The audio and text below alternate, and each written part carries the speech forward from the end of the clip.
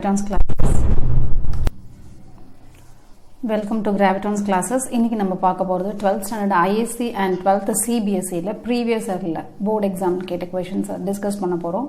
அதுல electrostatic force சம்பந்தமான numericals இப்போ நம்ம பார்க்க போறோம். First question பார்ப்போம்.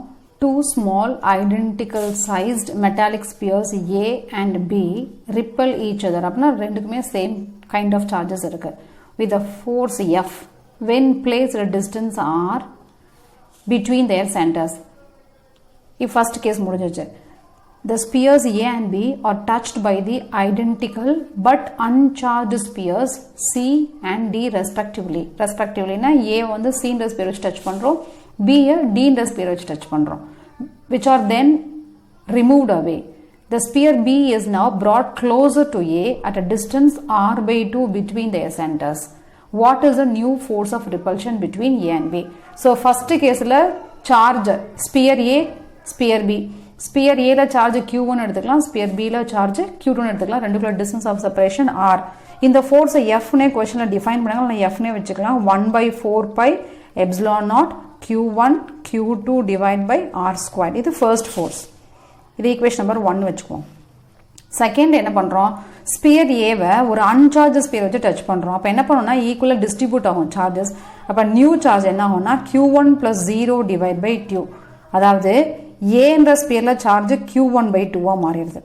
அதே மாதிரி B வந்து D வச்சு டச் பண்றோம். அப்ப இங்கேயும் சார்ஜ் டிஸ்ட்ரிபியூட் ஆகும்போது Q2 plus 0 whole divided by 2. Now the charge on B becomes Q by 2. இப்ப A லயும் Q by 2 ன்ற சார்ஜ் இருக்கு, சாரி Q1 by 2 ன்ற சார்ஜ் இருக்கு, B ல Q2 by 2 ன்ற சார்ஜ் இருக்கு.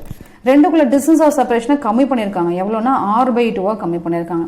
இப்போ நியூ ஃபோர்ஸை F dash னு போட்டுக்கலாம். F dash is equal to 1 by 4 pi epsilon naught 1 by 4 pi epsilon naught Q1 by 2 into Q2 by 2 whole divided by R by 2 the whole square. So இந்த value எப்படி வருது பாருங்க, 1 by 4 pi epsilon naught Q1 Q2 divide by 4 னு போட்டுக்கலாமா, Q1 Q2 divide by 4 whole divide by R square divide by 4. 4 cancel ஆயிரும். அப்ப again நமக்கு என்ன வருதுன்னா Q1 1 by 4 pi epsilon naught Q1 Q2 divide by R square, that is F dash F equal. So இப்போ இந்த new கேஸ்ல charges reduce ஆயிடுச்சு, டிஸ்டன்ஸும் குறைஞ்சிருச்சு, இருந்தாலும் ரெண்டுக்குள்ள ஃபோர்ஸ் ஆஃப் ரிப்பல்ஷன்ல எந்த சேஞ்சஸுமே இல்லை அப்படின்னு தான் கன்க்ளூஷன்.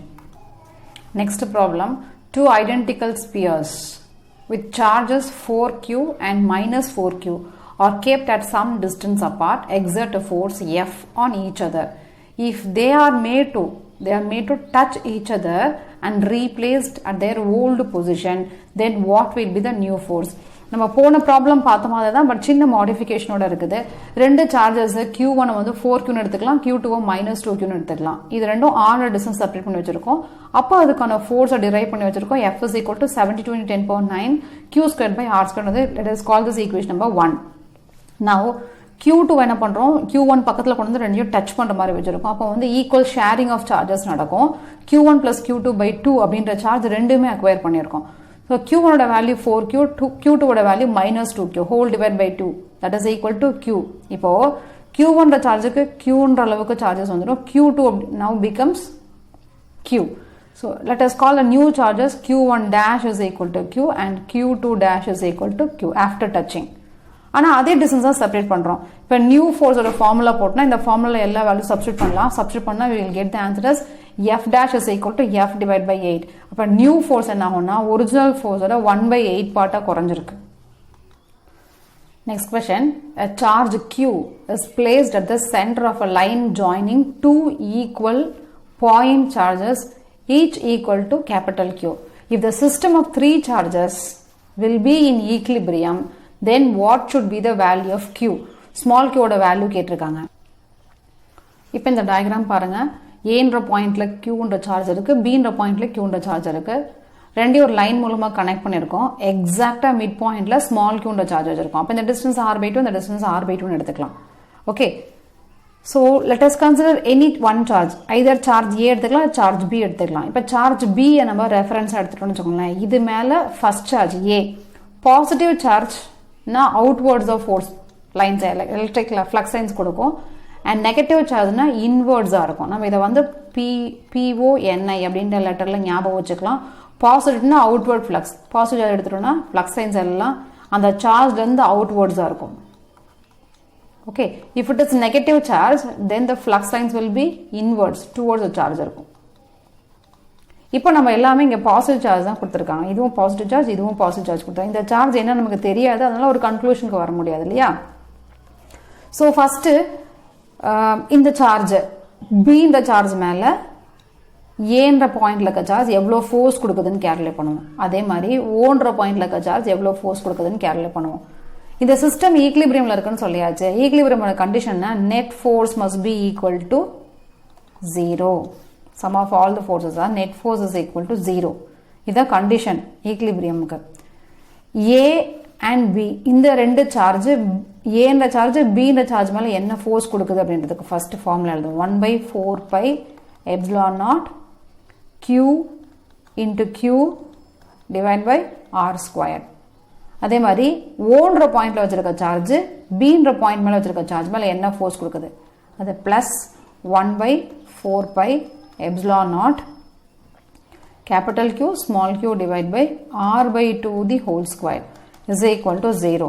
இப்போ இந்த வேல்யூ என்ன வந்துரும், 1/4π epsilon naught Q square divided by R square plus 1/4π epsilon naught. இங்கே என்ன ஆகுது, 4 ஆகிடும்ல, அந்த 4 நியூமரேட்டருக்கு போயிடும். 4 capital Q small q divided by R square is equal to 0. இதை வந்து ரைட் சைடு எடுத்துகிட்டு போயிடலாம். எடுத்துகிட்டு போயிட்டு நம்ம ஒர்க் அவுட் பண்ணால் answer Q is equal to -4Qன்னு வரும், அல்லது small q is equal to -Q/4. So this is a charge that should be kept at the midpoint so that the system remains in equilibrium. Next question பார்ப்போம். 3 charges 1 microcoulomb, 1 microcoulomb and 2 microcoulomb are kept at vertices A, B and C of an equilateral triangle ABC of 10 cm side respectively. What will be the resultant force on the charges C? இதுக்கு diagram நம்ம தான் வரைஞ்சிருக்கோம். நார்மலாக இப்படி questions கொடுத்தோன்னே நீங்கள் இந்த ஏபிசின்ற vertices இருக்கு இல்லையா, அதில் இருக்க சார்ஜஸ் இந்த பாயிண்ட் ஏ இந்த பாயிண்ட் பி எக்ஸ் ஆக்சஸ் மேலேயே வச்சிருங்க. அதுக்கப்புறம் சின்னு எடுத்துக்கோங்க. இங்கே என்ன ஆர்டரில் கொடுத்துருக்காங்களோ சார்ஜஸ் அதே ஆர்டரில் ஏபிசி ஃபில் பண்ணுங்க. அப்போ தான் ப்ராப்ளம்க்கு ஆன்சர் கரெக்டாக வரும். சம்டைம்ஸ் ஆன்சர் டிஃப்ரெண்ட்டாக வந்துடும். அதனால ஏபி ஃபஸ்ட்டு ஃபில் பண்ணிட்டு அதுக்கப்புறமா சின்ற சார்ஜ் அங்கே டினோட் பண்ணிக்கோங்க. ஸோ Q1, Q2, Q3ன்ற வேல்யூஸ் கொடுத்துக்கலாம். 1 microcoulomb, 1 microcoulomb, 1 microcoulomb கொடுத்துட்டோமா. இப்போ என்ன கேட்டிருக்காங்க, ரிசல்டன்ட் ஃபோர்ஸ் அந்த சார்ஜஸ் சி. இதுவும் பாசிட்டிவ் சார்ஜ் கொஸ்டின்லேயே நமக்கு தெரியுது, இதுவும் பாசிட்டிவ் சார்ஜ்னு கொஸ்டின் வந்து நமக்கு தெரியுது. அப்போ பாசிட்டிவ்னா அவுட்வர்ட்ஸ் தான் ஃபோர்ஸ் கொடுக்கும்னு சொன்னேன்னா, இப்போ இங்கேருந்து வர ஃபோர்ஸ் எப்படி இருக்குன்னா, இல்லை இந்த ரெண்டே லைன் எந்த லைனில் ஜாயின் பண்ணுறோமோ அலாங் த லைன் அவுட்வர்டாக இருக்கும். Let us call this forces F1. அதே மாதிரி செகண்ட் சார்ஜ் ஒரு ஃபோர்ஸ் கொடுக்கும், அதுவும் இந்த லைன் மேலே ஆக்ட் ஆகும் and it is outwards because this is also positive charge F2. இந்த ஃபோர்ஸை F2ன்னு எடுத்துக்கலாம். இது ஈக்குவலேட்டர் ட்ரையாங்கிள் இல்லையா, அதனால் நமக்கு அந்த வேல்யூ நல்லா தெரியும். Angle between these two will be 60 degree. Right, இப்போ இந்த டயக்ராம் வரைஞ்சிட்டோம். ஃபோர்ஸ் கூலும் ஃபோர்ஸோட formula F is equal to 1/4π epsilon Q1 Q2 divided by R square. 1/4π epsilonக்கு பதிலாக 9 × 10⁹ அப்படின்னு எழுதிக்கலாம். ரைட்டா, இதுலேருந்து F1 இந்த ஃபோர்ஸ் இருக்கா, இந்த ஃபோர்ஸ் எதனால சார்ஜ் Q1க்கும் Q3க்குள்ள ஃபோர்ஸ். அதனால F1 is equal to 9 × 10⁹. First charge 1 microcoulomb, second charge இங்கே இருக்கிற சார்ஜ் 2 microcoulomb டிவைட் பை ரெண்டுக்குள்ள distance of separation 10 centimetre, centimetre metre மாதிரி இருக்கும், 10⁻². இதை ஒர்க் அவுட் பண்ண ஆன்சர் 1.8 நியூட்டன். அதே மாதிரி F2ங்கிறது அகைன் 1 microcoulomb-க்கும் 2 microcoulomb-க்கும் உள்ள ஃபோர்ஸ் தான். ரெண்டுக்குள்ள distance of separation 10 centimetre. So ஆப்வியஸாக நமக்கும் இந்த ஆன்சரும் 1.8 நியூட்டன் தான் வரும். இப்போ ரெண்டு ஃபோர்ஸு 60 டிகிரி செப்பரேஷனில் இருக்கு இல்லையா. Hence the resultant force on C is equal to root of F1 square plus F2 square plus 2 F1 F2 cos theta. F1 ஓட வேல்யூ, F2 ஓட வேல்யூ, theta ஓட வேல்யூ சப்ஸ்டிட்யூட் பண்ணா 1.8 square plus 1.8 square plus 2 × 1.8 × 1.8 into cos 60 degree. இதெல்லாம் value substitute பண்ணி work out பண்ணா நமக்கு answer 3.12 Newton இருக்கும். கண்டிப்பாக ஃபோர்ஸ் வந்து ரெண்டுக்கும் நடுவில் எக்ஸாக்டாக இந்த டைரக்ஷனில் ரிசல்டன்ட் ஃபோர்ஸ் இருக்கும். ஸோ ரிசல்டன்ட் ஃபோர்ஸோட டைரக்ஷன் இங்கே கேட்கல, சம்டைம்ஸ் ரிசல்டன்ட் ஃபோர்ஸோட டைரக்ஷனும் கேட்பாங்க, மேக்னிட்யூட் கேட்பாங்க. தேங்க்யூ.